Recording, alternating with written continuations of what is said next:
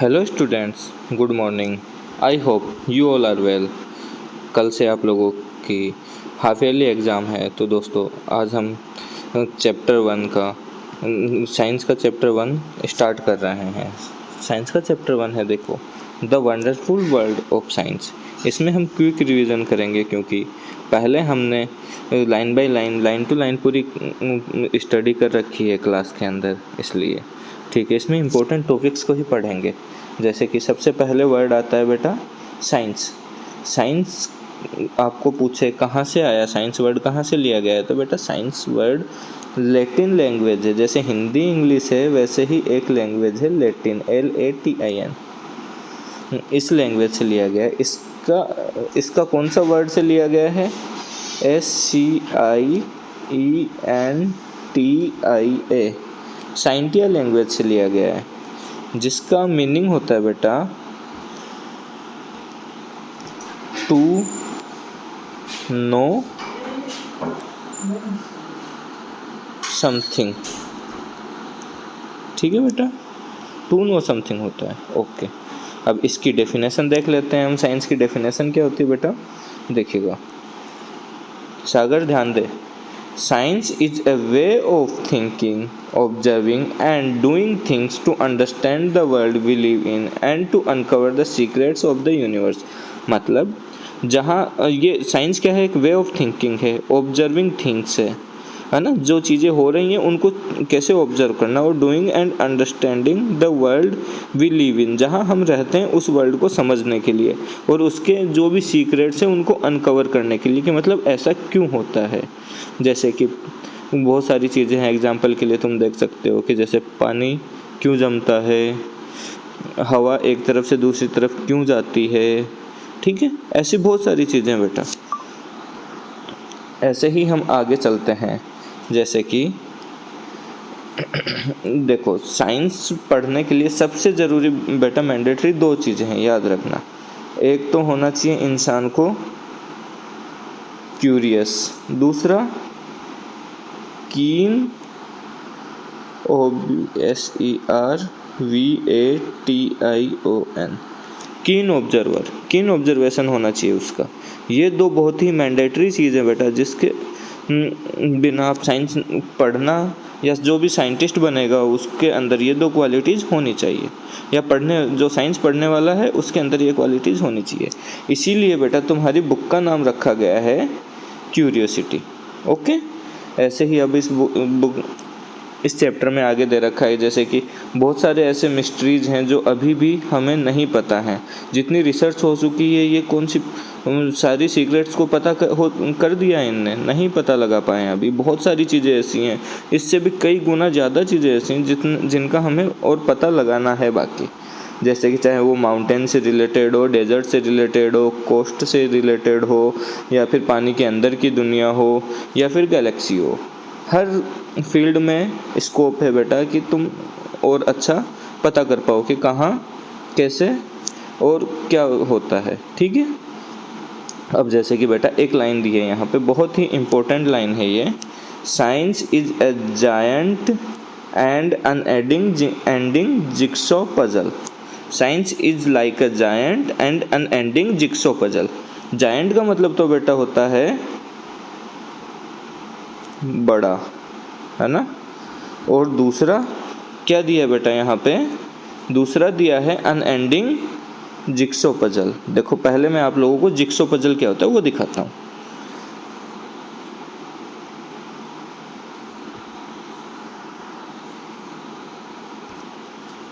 जैसे कि बेटा ये अलग अलग कुछ आपको दे दिए, पार्ट्स दे दिए किसी पजल के, उसको हम मिला के हम एक अलग बनाते हैं। जैसे ये कि ऐसे ये हमें अलग अलग करके दे दिए थे सारे टुकड़े, उससे क्या किया हमने, एक सीनरी बना दी, तो ये पजल सोल्व कर ली। ऐसी पजल को क्या करते हैं, जिक्सो पजल कहते हैं। तो इसमें यहाँ पे इसका क्या मतलब हुआ बेटा, मैं आपको बताता हूँ। जैसे कि science is like a giant and unending jigsaw puzzle, इसका मतलब ये हुआ कि हम किसी चीज़ का पता लगाते हैं, किस चीज़ का, क्यों, ये क्यों होता है, कैसे होता है। जैसे कि किसी भी मिस्ट्री का पता लगाते हैं, तो उससे रिलेटेड और दूसरी थ्योरी या दूसरी स्टडी हमें हमारे मन में और दूसरा नया क्या और क्यूरियोसिटी आती है कि अच्छा ये ऐसे हो रहा है तो ऐसे और क्यों होगा, तो ये आगे ऐसे कैसे होगा, और आगे क्या करेगा। ये सारे क्वेश्चन जो हमारे दिमाग में आते हैं उसी को बोलते हैं अनएंडिंग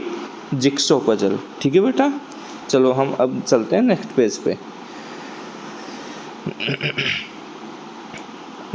अब आगे दे रखा है बेटा इस बुक में कि what will we explore with the help of this book.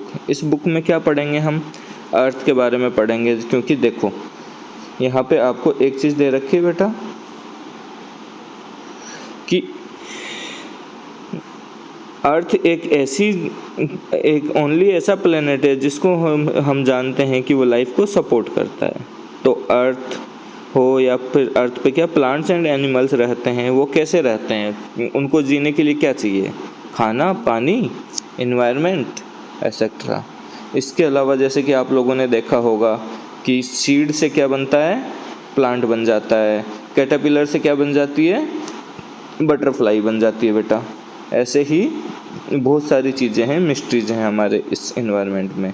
अब आगे चलते हैं तो बताते हैं कि जैसे कि यही नहीं, जैसे कि पानी को हम फ्रीज करेंगे तो वो आइस बन जाएगा, और उसको क्या करेंगे, हीट करेंगे तो वो स्टीम में कन्वर्ट हो जाता है। तो ये ऐसा क्यों होता है, इसका भी रीज़न फाइंड करना साइंस है। ओके, जैसे अब आगे चलते हैं हम, how can we try to find answers to our questions on our own. मतलब कि हम हमारे क्वेश्चंस का खुद से आंसर कैसे पता लगाते हैं। जैसे कि बेटा हमने कि ये एक लड़की बैठी है, आपको दिख रही है पिक्चर में, इसमें क्या कर रही है ये लड़की कि इसकी पेन की रिफ़िल को खोल के देख रही है, क्योंकि इसका पेन चलना बंद कर दिया। तो पहले ये सोचती है कि शायद इसकी इंक ख़त्म हो गई होगी, लेकिन इसने खोल के देखा तो देखा अच्छा इंक तो है इसके अंदर, फिर भी ये चल क्यों नहीं रहा है। तो फिर ये सोचती है कि शायद इसके अंदर क्या हो गया होगा, इंक ड्राई हो गई होगी इसकी। तो बेटा यही जो मेथड है, स्टेप वाइज स्टेप चलना, इसे ही बोलते हैं साइंटिफिक मेथड। ठीक है, जैसे कि ये जो लड़की ये प्रोसेस करती है, अभी इन सारे प्रोसेस को, कंजिक्यूटिव प्रोसेस को क्या बोलेंगे, साइंटिफिक मेथड बोलेंगे। देखिए बेटा जैसे कि क्या होता है साइंटिफिक मेथड, सबसे पहले क्या करते हैं हम, first we observe something that we find interesting और वी डू नॉट अंडरस्टैंड। जिसे हम नहीं समझे या हम उसको जानना चाहते हैं, इंटरेस्टिंग है, उसके बारे में हम जानने की कोशिश करते हैं, पहला पॉइंट। दूसरा, this makes us wonder and perhaps think of A question about it. उसके बाद में हमें क्या ये मतलब आश्चर्यचकित कर देता है और उसके बारे में क्वेश्चंस को पता लगाने में मदद करता है। तो then we guess a possible answer that to date question. तो उसके बाद में हम क्या करते हैं कि जैसे कि उसने पेन खोला तो शायद उसने सोचा कि नहीं चल रहा होगा, फिर खोला तो देखा कि अच्छा इसके अंदर इंक है, फिर भी सूख गई होगी शायद। तो ये हमें क्या पॉसिबल आंसर्स तक लेके जाता है। तो we test this guess through experiment and more observation, है ना। उसके बाद में हम जो भी हमने पहले गेस किया उसको हम क्या करते हैं कि उसको हम अजम्पशन मान लेते हैं, और उसके बाद में क्या करते हैं हम आगे चलते हैं कि चलो अच्छा कि यह हमने जो अज्यूम किया था ये सही है कि नहीं। इसको कैसे फाइंड करते हैं, एक्सपेरिमेंट्स और ऑब्जर्वेशंस के थ्रू। ठीक है, अब आगे we then try to analyse the result to see if it is actually answered और नॉट।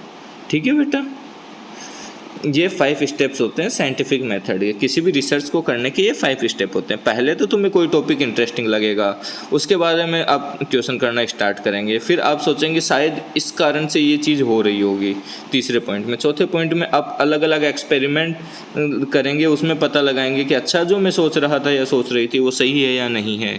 ठीक है, और उसके बाद में सारे अलग अलग जो हमने क्या किया, अलग अलग जितने भी हमने एक्सपेरिमेंट किए हैं उनकी ऑब्जर्वेशंस को क्या करेंगे, हम एक साथ एनालाइज करेंगे और देखेंगे कि क्या सही है क्या गलत है। ठीक है, इस पॉइंट पे तो क्या रिजल्ट निकल के आ रहा है। ओके, चलो जैसे कि अब क्या है, पीपल जो साइंटिफिक तरीके से काम करते हैं वो कौन होते हैं, साइंटिस्ट होते हैं। जैसे कि यहाँ पे लिखा है scientist are people who follow scientific method to solve और डिस्कवर न्यू थिंग्स। ठीक है, यही चीज़ होती है, किसी प्रॉब्लम को सोल्व करने के लिए कोई भी साइंटिफिक मेथड का यूज़ करता है वो साइंटिस्ट होता है। ओके बेटा, जैसे कि आप यहाँ पे देख सकते होंगे कि मम्मा दाल बना रही हैं, किचन में कुकर में दाल रखा है, या फिर एक पंचर वाला पंचर निकाल रहा है, वो ऐसे फाइंड आउट करने की कोशिश कर रहा है कि ट्यूब में पंचर कहाँ है। तो वो पहले हवा भर दिया उसके अंदर, उसके बाद में इसको पानी के अंदर डिप कर रहा है एक एक पार्ट को, उसके जहाँ से एयर बबल आएगा वहाँ पे वो क्या है कि वहाँ पे वो पंचर है, उसको पता लग जाएगा तो वो वहाँ पे ठीक कर देगा। तो मतलब ऐसे ही स्टेप बाय स्टेप किसी चीज़ को करने की प्रोसेस को ही साइंटिफिक मेथड कहते हैं, और साइंटिफिक मेथड को फॉलो करने वाले इंसान को साइंटिस्ट कहते हैं। ओके, अब आगे हम चलते हैं नेक्स्ट स्टेप में। तो बेटा क्या होता है साइंस बेटा कभी भी देखो ऐसे कि यहाँ पे एक इंसान सारे एक्सपेरिमेंट्स नहीं कर सकता, अलग अलग सॉल्यूशंस को नहीं फाइंड आउट कर सकता। तो किसी ने कोई थ्योरी दी है, किसी ने कोई थ्योरी दी है, जैसे न्यूटन जी ने ग्रेविटेशन की थ्योरी दी है, अब किसी ने मैकेनिकल इंजीनियरिंग वालों ने अलग चीज़ दिया कुछ। तो सारे मिलके ग्रुप में एक साथ मिलके कुछ अच्छा बनाते हैं या फिर कुछ एक्सपेरिमेंट कर पाते हैं। इसीलिए देखो बेटा तुम्हारी बुक के अंदर एक चीज़ लिख के दी है, science is rarely done alone, scientist across the world work together. Science is rarely done alone. Scientists across the world work together, often in large teams. So, if you cannot find an answer yourself, ask your friend to help you out. It is always more fun to discover things together. Okay? Yes. तो अगर तुम्हें किसी चीज़ का किसी question का answer नहीं मिल रहा तो तुम तुम्हारे दोस्त के साथ मिलके एक्सपेरिमेंट कर सकते हो। शायद तुम्हें नहीं समझ में आ रहा, वो दोस्त हेल्प कर सके। ऐसे ही ऑफ कोर्स रिमेंबर, ये बहुत ही इंपॉर्टेंट चीज़ है बेटा, जैसे कि तुम्हें किसी चीज़ का आंसर ना मिले ना तो तुम्हें ऐसे घबराना नहीं है, जैसे कि तुम्हारी बुक के अंदर ही दिया है। Of course remember that you will not find answers to all your questions within grade 6. Don't worry, you are embarking upon a journey of science for next 5 years or beyond. मतलब तुम्हें 6th class में ही सारे doubts के answers मिल जाए ये है possible नहीं है बेटा। तो आपको धीरे धीरे कंसेप्ट्स क्लियर होंगे। ओके, चलिए बेटा नेक्स्ट पेज पे चलते हैं। देखिए क्या दे रखा है कि इसमें आप देख रहे हो कि बच्चे कुछ क्या कर रहे हैं, नहा रहे हैं। तो much like children enjoying the rain, science is all about joyful exploration. Enjoy your scientific journey. Keep exploring and never stop wondering about the amazing mysteries of the universe and asking questions. Are you ready to embark upon the exciting journey of science? Let us get started. यह है इस chapter में basically बेटा तुम्हें science का एक बताने की कोशिश की गई है कि साइंस क्या है।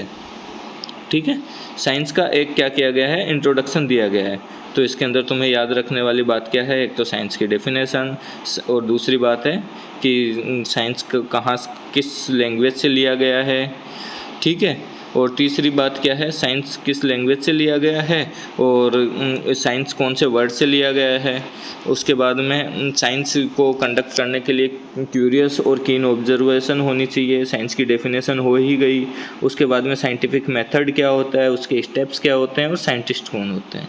चलो आशा करता हूँ बेटा तुम्हें ये 15 मिनट में ये चैप्टर समझ में आया होगा, क्योंकि हमने क्लास के अंदर लाइन बाय लाइन पूरा कर रखा है। ये आपके क्विक रिवीजन के लिए मैंने बताया। ठीक है बेटा, ओके बाय, टेक केयर।